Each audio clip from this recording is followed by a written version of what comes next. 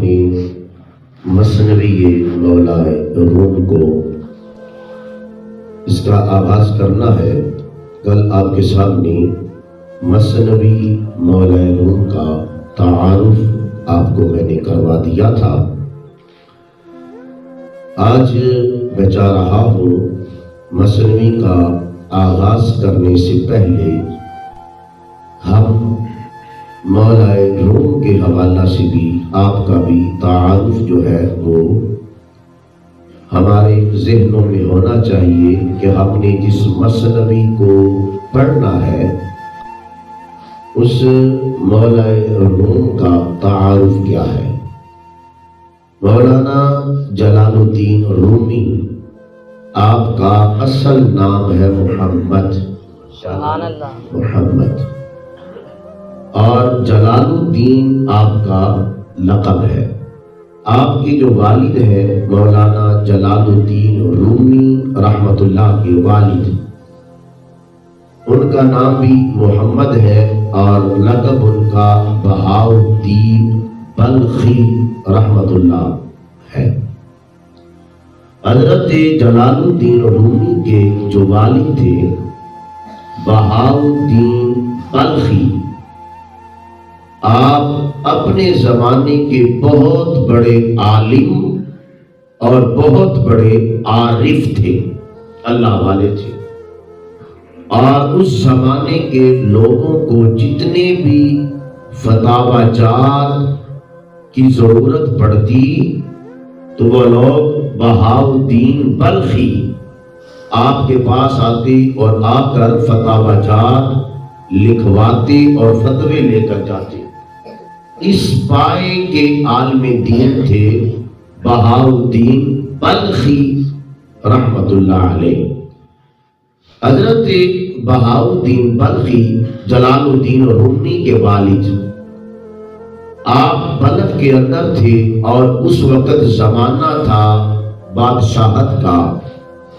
خارزم شاہ ایک بادشاہ تھا جو حضرت بہاؤ الدین سے بڑی عقیدت رکھتا، آپ کے پاس آتا، آپ کی صحبت میں بیٹھتا، آپ کی مجلس میں بیٹھتا، آپ سے جو ہے وہ درس سنتا اور آپ سے بڑی عقیدت رکھتا تھا۔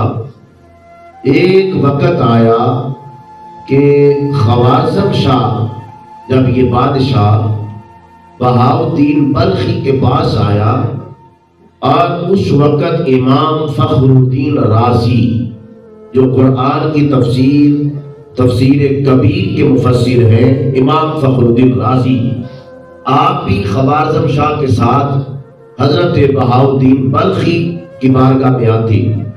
ایک دن جب خوارزم شاہ نے دیکھا کہ حضرت بہاؤ الدین بلخی کے پاس لوگوں کا ہجوم ہے اور خلقت ہی خلقت ہے، تو جو بادشاہ ہوتا ہے یا کوئی سیاسی لیڈر ہوتا ہے، جب وہ علماء کے پاس لوگوں کا ہجوم دیکھے تو یہ ایک فطرت ہے کہ سیاسی بندوں کو علماء کے پاس لوگوں کا ہجوم اچھا نہیں لگتا۔ تو جب بہاؤ الدین کے پاس لوگوں کا رش دیکھا، ہجوم دیکھا، تو اس خوارزم شاہ نے سوچا کہ شاید اب میری سلطنت ختم ہونے والی ہے اور اب بہاؤ الدین ہی کو سارے لوگ پسند کرتے ہیں۔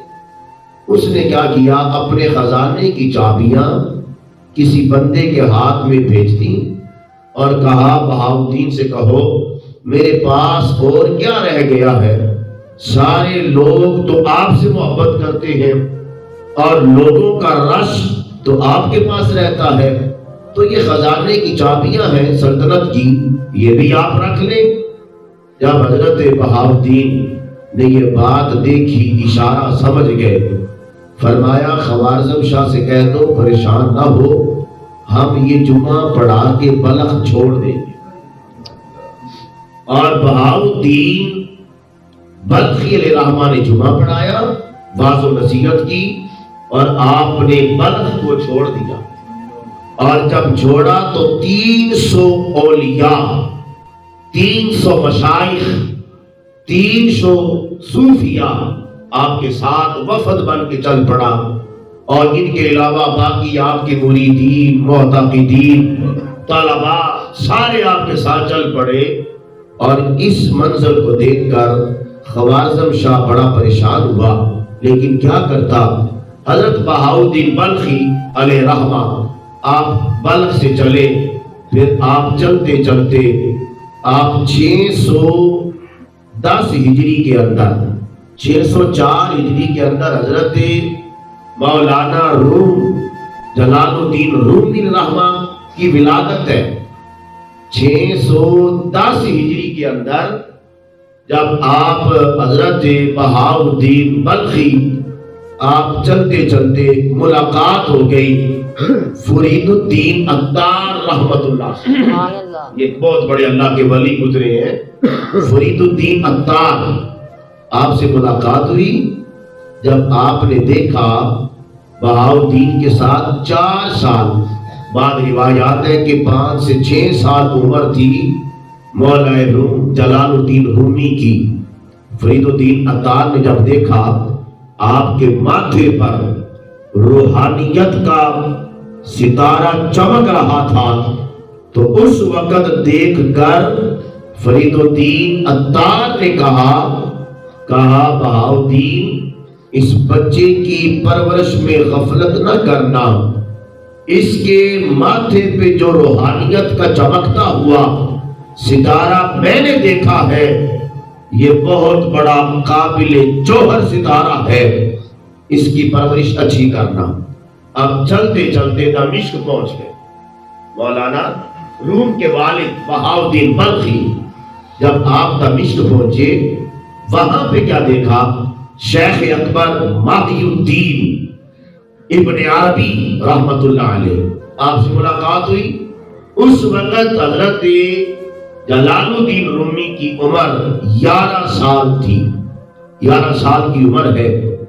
اور شیخ اکبر نے جب دیکھا کہ باپ آگے آگے ہے بہاؤالدین بلخی، اور پیچھے پیچھے جلال الدین ہے جو ابھی رومی نہیں بنا، جلال الدین تھے پیچھے پیچھے، 11 سال کی عمر ہے۔ شیخ اکبر ماہی الدین ابن عربی نے دیکھا تو دیکھ کر کہنے لگے، فرمایا عجیب بات ہے، سمندر دریا کے پیچھے چل رہا ہے، یعنی باپ دریا ہے لیکن جو بیٹا ہے یہ 11 سال کی عمر میں سمندر بن چکا ہے۔ اور شیخ اکبر ابن عربی نے دیکھا تو آپ نے فرمایا، کہنے لگے سمندر جو ہے وہ دریا کے پیچھے پیچھے چل رہا ہے۔ یہ شیخ اکبر کے لفظ تھے۔ سفر بڑا طویل، چونکہ اگر میں سفر بیان کروں تو بڑا وقت چاہیے۔ آپ چلتے چلتے روم کے اندر پہنچے۔ مولانا رومی، آپ کونیا ایک شہر ہے ترک کا، کونیا، جہاں پہ آپ کے والد بہاؤالدین بلخی یہاں پہ آ کر پہنچے اور یہاں پہ رہنا شروع کر دیا۔ 628 ہجری کے اندر آپ کا وصال ہو گیا، اور جلال الدین رومی کی عمر اس وقت 24 سال ہو چکی تھی۔ اپنے والد کے وفات کے بعد 24 سال کی عمر کا نوجوان ہے، اور کچھ علم اپنے باپ سے پڑھا، چونکہ آپ بھی بہت بڑے عالم تھے، مفتی تھے، عارف تھے، اللہ کے ولی تھے۔ کچھ علم اپنے باپ سے پڑھا، کچھ دیگر علماء مشائخ سے پڑھتے رہے۔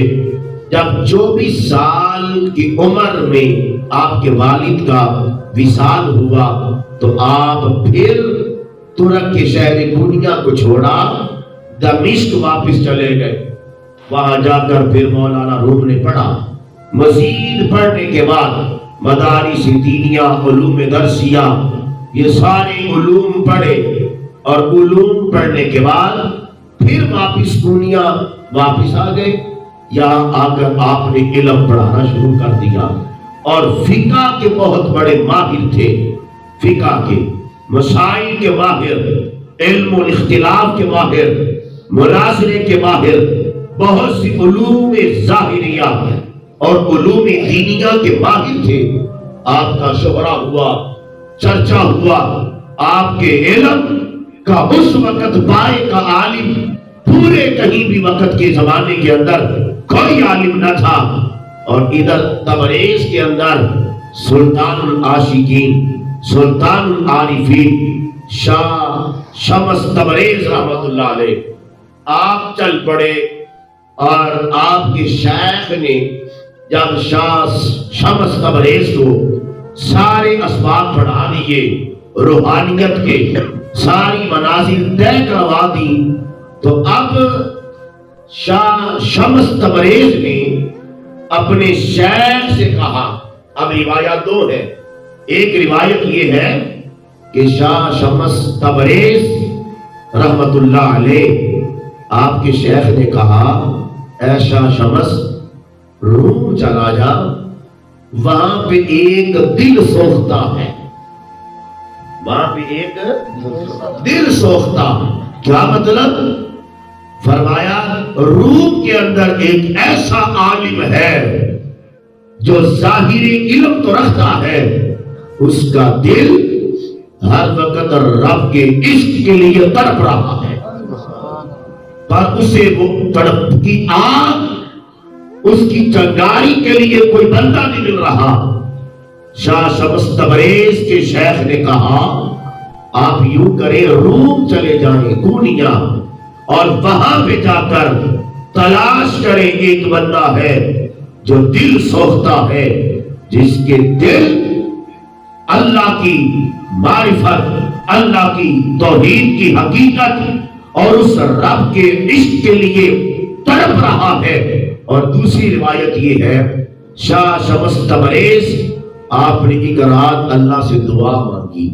جب آپ کے اسباب مکمل ہو گئے اور روحانیت کی ایک منزل کو پا لیا تو اللہ سے دعا مانگی، یا اللہ زیادہ نہیں، بس ایک بندہ ایسا دے دے جو میرے فیضان کو سنبھال سکے بس.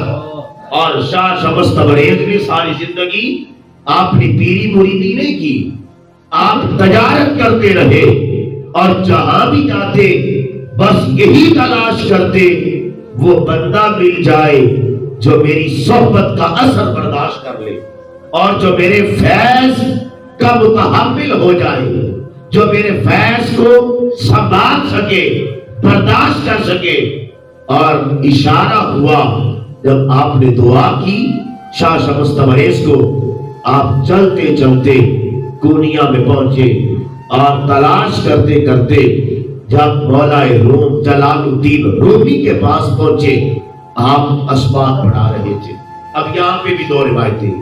ایک روایت یہ ہے جلال الدین رومی علیہ رحمہ، آپ طلباء بیٹھے ہیں، کتابوں کا ڈھیر لگا ہوا ہے اور آپ کتابیں پڑھا رہے ہیں اور کتابیں پڑھا رہے تھے. اچانک شاہ شمس تبریز آئے، آپ نے دیکھ کر فرمایا یہ چیز، فرمایا یہ کیا ہے؟ یہ جو کتابوں کا ڈھیر لگا ہے یہ کیا ہے؟ جلال الدین رومی نے نا دیکھا یہ تو درویش ہے، یہ تو درویشوں والا اولیاء ہے. آپ نے فرمایا یہ چیز تو نہ جانی، فرمایا یہ جو بھی ہے تو نہیں جانتا. بس جب یہ کہنا تھا کتابوں کو آگ لگ گئی، ساری کتابوں کو آگ لگ گئی، جل گئی کتابیں. مولانا روم دیکھ کر حیران ہو گئے. اس وقت یہ چھپی ہوئی کتابیں نہیں تھیں، قلمی نسخے تھے، ہاتھوں سے لکھی ہوئی کتابیں. اب مولانا روم حیران ہو گئے، پریشان ہو گئے. اب کتابیں کہاں سے تلاش کروں، کہاں سے لکھی ہوئی کتابیں ملیں؟ جب آپ نے حیران ہوئے، پریشان ہو گئے، پریشانی کے عالم میں مولانا روم نے پوچھا، فرمایا یہ کیا ہے؟ فرمایا وہ میں نہیں جانتا تھا، یہ تو نہیں جانتا. سبحان اللہ. فرمایا وہ میں نہیں جانتا تھا کیا ہے، اور یہ تو نہیں جانتا یہ کیا ہے. اور ایک اور دوسری روایت یہ ہے جو مشہور ہے کہ آپ پڑھا رہے تھے، طلاق پاس تھا. پہلے زمانوں کے اندر پانی کے لیے حوض مسجد کے سین میں ہوتے تھے، مدارس کے سین میں ہوتے تھے. مولانا روم پڑھا رہے تھے طلباء کو اور تالاب کے پاس بیٹھے ہوئے تھے. اتنے میں شاہ شمس تبریز آئے, آ کر آپ ہی بیٹھ گئے. مولانا روم نے دیکھا کوئی عام درویش ملنگ آیا ہے. آپ نے کتابیں پڑھائی. سبق پڑھانے کے بعد مولانا روم اٹھ کر کہیں گئے. آپ نے شاہ شمس تبریز نے ساری کتابوں کو اٹھایا, تالاب میں پھینک دیا. اور جب تالاب میں پھینکا, سیاہی جو ہے مردوں سے اتر گئی, پانی میں سیاہی مل گئی. اور جب مولانا روم واپس آئے تو آپ سر پکڑ کے بیٹھ گئے. یہ کیا کر دیا اس نے؟ یہ تو دیوانہ ہے, مستانہ ہے, یہ تو درویش ہے, ملنگ ہے. اس نے کیا کر دیا؟ ساری کتابوں کو تالاب میں ڈال دیا اور میرا سارا علم پانی میں بہا دیا ہے. جب آپ پریشان ہو گئے, شاہ شمس تبریز نے آپ نے فرمایا پریشان نہ ہو. آپ تالاب میں اترے, آپ نے کتابیں نکالی تو یوں جھاڑا تو پانی نہیں بلکہ مٹی نکل رہی تھی. اور اسی طرح لکھائی واپس آ گئی. اور جب لکھائی واپس آئی, مولانا روم نے پوچھا شاہ شمس تبریز سے, کہا یہ کیا ہے؟ فرمایا جو وہ تو پڑھا رہا تھا وہ کیلو کال تھا, یہ جو یہ ہے یہ عالم حال ہے. وہ کیلو کال تھا, یہ علماء کی زبان ہے, یعنی وہ پڑھنے پڑھانے کی بات تھی.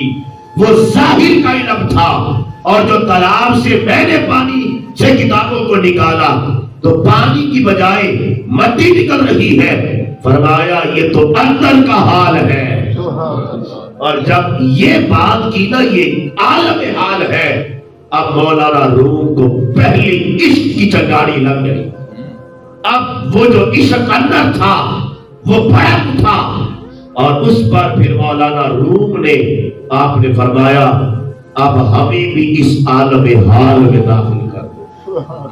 ہمیں بھی اس عالم حال میں, اس عالم عشق میں ہمیں بھی داخل کر دو. جو عشق آپ کے پاس ہے وہ عشق ہمیں بھی عطا کر دو. اب عالم عشق کی بات کی تو پھر ایسا حال آیا, پہلے پڑھاتے تھے پڑھانا چھوڑ دیا, طلباء چھوڑ دیے. اب ایسے حال کی مستی چڑھی اور پھر آپ نے یہ مثنوی ایسی لکھ دی کہ اب پڑھنے والے کو بھی اس حال کے عالم میں داخل کر دیا. اب جو اس مثنوی کو پڑھ لیتا ہے پھر وہ بھی کیلو کال سے نکل کر عالم حال میں آ جاتا ہے. اور اس کے اندر بھی عشق خدا کی وہ چنگاری بھڑک اٹھتی ہے. اور پھر آپ نے اس کا آغاز کر دیا, وشنو اس نیچو حکایت می گنند وس جدائی ہا حکایت می گنند. یہ ہماری مثنوی کا شعر کا آغاز ہو گیا ہے. کل سے انشاءاللہ اس شعر پر مثنوی کا باقاعدہ آغاز ہوگا. الصلاۃ